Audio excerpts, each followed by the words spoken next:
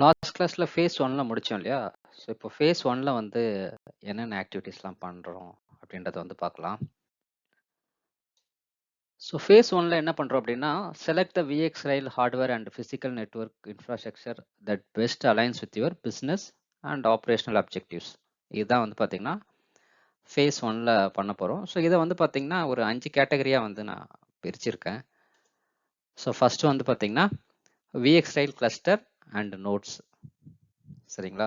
So எந்த மாதிரியான cluster வந்து நம்ம vXrailல போட போறோம் அண்ட் எத்தனை நோட் போட போறோம், அந்த நோடோட மாடல் என்ன அப்படின்றத வந்து பார்த்தீங்கன்னா, நம்ம வந்து செலக்ட் பண்ணணும். இதை நம்ம வந்து பார்த்தீங்கன்னா ஃபேஸ் 1ல பண்றோம். ஸோ நெக்ஸ்ட் வந்து பார்த்தீங்கன்னா நெட்வொர்க் ஸ்விட்ச். இப்போ நம்ம vXrail கிளஸ்டர் போட போறோம் இல்லையா? அதுக்கு எந்த மாடல் ஆஃப் நெட்வொர்க் ஸ்விட்ச் நம்ம யூஸ் பண்ண போறோம் அப்படின்றத டிசைட் பண்ணணும். சில டைம்ல கஸ்டமர் வந்து பார்த்தீங்கன்னா, அவங்க கிட்ட ஆல்ரெடி இருக்கக்கூடிய மேனேஜ் ஸ்விட்ச் வந்து யூஸ் பண்ணிக்குவாங்க. சில டைம்ல ஏதாவது ஸ்பெசிஃபிக் ரெக்யர்மெண்ட் எதுனா வெண்டார் வந்து பார்த்தீங்கன்னா டெல்லியே வந்து பார்த்தீங்கன்னா ஸ்விட்ச் கொடுப்பாங்க vXrail கிளஸ்டருக்கு. அந்த ஸ்விட்ச் வந்து பார்த்தீங்கன்னா நான் வந்து ஒரு 2 ஸ்விட்ச் நம்மளோட ட்ரைனிங் கிளாஸ்ல நான் இன்க்ளூட் பண்ணியிருக்கேன், டெல்லேருந்து கொடுக்குற ஸ்விட்ச். ஸோ அதை வந்து நம்ம அந்த இம்ப்ளிமெண்டேஷன் அடுத்தடுத்த ஃபேஸில் வந்து பார்க்கலாம். ஸோ அதுக்கப்புறம் டேட்டா சென்டர் நெட்வொர்க்.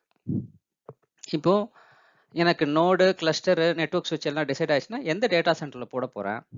ஏன்னா டேட்டா சென்டர் அப்படின்னு சொல்லும்போது வந்து பார்த்தீங்கன்னா, கஸ்டமர் வந்து அவங்களோட ஆன் ப்ரிமிசஸ் டேட்டா சென்டர் அவங்களே ஓன் பண்ணலாம். சில டைம்ல கஸ்டமர் ஓன் பண்ண முடியல அப்படின்னா ரெண்ட்டுக்கு எடுப்பாங்க. அப்போ ரெண்ட்டுக்கு எடுக்கும்போது அந்த டேட்டா சென்டரை வந்து பார்த்தீங்கன்னா நம்ம இந்த vXrail இம்ப்ளிமெண்டேஷனுக்கு வந்து பார்த்தீங்கன்னா ப்ரிப்பரேஷன் பண்ணோம். அதில் ஃபர்ஸ்ட் கான்செப்ட் முதல்ல நெட்வொர்க் வந்து செட்டப் பண்ணணும். ஸோ அந்த ஆப்ஷனு. அதுக்கப்புறம் வந்து பார்த்தீங்கன்னா டோபாலஜி அண்ட் கனெக்ஷன். ஒரு டேட்டா சென்டர் நெட்வொர்க் பண்ணுறோம் அப்படின்னா கண்டிப்பாக ஒரு டோபாலஜி டயக்ராம் வந்து பார்த்தீங்கன்னா இருக்கும். அதில் வந்து பார்த்தீங்கன்னா எந்தெந்த டிவைசஸ் எங்கெங்க கனெக்ட் ஆயிருக்கு அப்படின்ற டீட்டெயில்ஸ் வந்து பார்த்தீங்கன்னா இதில் வந்து கொடுத்துருப்பாங்க. ஸோ அந்த டீட்டெயில்ஸ் வந்து இருக்கணும். ஸோ அதுக்கப்புறமா இப்போ நம்ம புதுசாக வந்து ஒரு டேட்டா சென்டரில் இம்ப்ளிமெண்டேஷன் பண்ண போகிறோம் அப்படின்னா அந்த டேட்டா சென்டருக்குள்ள வந்து பார்த்தீங்கன்னா இனிஷியல் செட்டப் பண்ணுறதுக்கு கண்டிப்பாக நமக்கு ஒர்க் ஸ்டேஷன் இல்லைன்னா லேப்டாப் வந்து பார்த்தீங்கன்னா இருக்கணும். ஏன் அப்படின்னா இப்போ எல்லா டிவைசஸும் உள்ள புதுசாக வந்த உடனே வந்து பார்த்தீங்கன்னா நம்ம உடனே நெட்வொர்க்கில் எடுக்க முடியாது.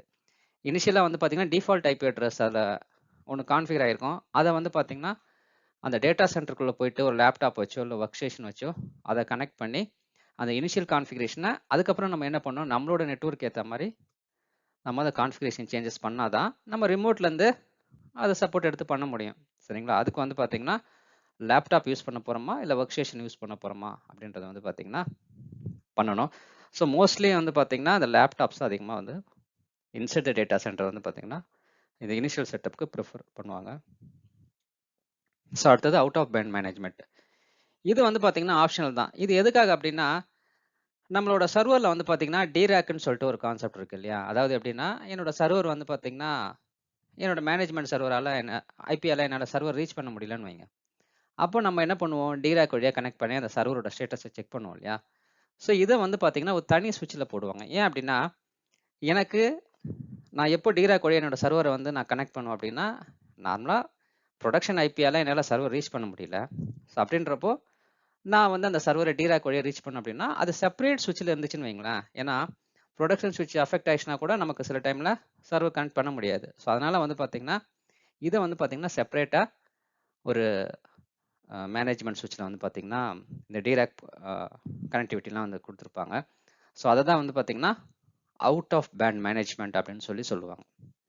சரிங்களா? இப்போது நம்ம இதில் வந்து பார்த்தீங்கன்னா கிட்டத்தட்ட ஒரு 6 ஆப்ஷன் பார்த்தோம் இல்லையா? இந்த 6 ஆப்ஷனில் இப்போ ஃபர்ஸ்ட் ஆப்ஷனை வந்து எடுத்துக்கலாம்.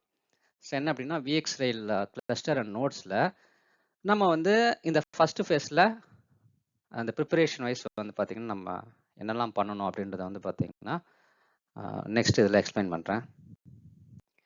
ஸோ இப்போ இந்த ஃபேஸ் 1ல் ஃபர்ஸ்ட் ஆக்டிவிட்டி வந்து பார்க்கலாம், vXrail கிளஸ்டர்ஸ் அண்ட் நோட்ஸ். இதில் 2 கொடுத்துருக்காங்க. ஃபர்ஸ்ட் vXrail கிளஸ்டர்னா என்னன்னு சொல்லி பார்த்துடலாம். சரிங்களா? ஸோ இப்போ vXrail கிளஸ்டர், இப்போ நார்மலாக கிளஸ்டர்னா நம்ம என்ன சொல்லுவோம்? கிளஸ்டர் வந்து பார்த்தீங்கன்னா ஒரு டிவைசஸ்க்கு மேலே ஒரு அடுத்தடுத்த டிவைசஸை வந்து பார்த்தீங்கன்னா அது கூட குரூப் பண்ணுறதா என்ன சொல்லுவாங்க அப்படின்னா கிளஸ்டர் அப்படின்னு சொல்லுவாங்க இல்லையா? ஸோ இப்போது இந்த vXrail கிளஸ்டர் பிளானிங்கில் வந்து பார்த்தீங்கன்னா நமக்கு வந்து டிஃப்ரெண்ட் டைப்ஸ் ஆஃப் கிளஸ்டர்ஸ் வந்து இருக்குது. அப்போது நம்மளோட இம்ப்ளிமெண்டேஷனுக்கு நம்ம என்ன கிளஸ்டர் வந்து எடுக்க போகிறோம் அப்படின்றத வந்து பார்த்தீங்கன்னா இனிஷியலாக டிசைட் பண்ணணும். ஸோ அப்போ நமக்கு vXrailல என்னென்ன கிளஸ்டர்லாம் இருக்கு அப்படின்றத தெரிஞ்சாதான் வந்து பார்த்தீங்கன்னா இனிஷியலா நம்ம இதை வந்து டிசைட் பண்ண முடியும். ஸோ இப்போ vXrailல வந்து பார்த்தீங்கன்னா கிளஸ்டர் வித் vSAN ஸ்டோரேஜ் அப்படின்ற ஒரு கிளஸ்டர் டைப் இருக்கு.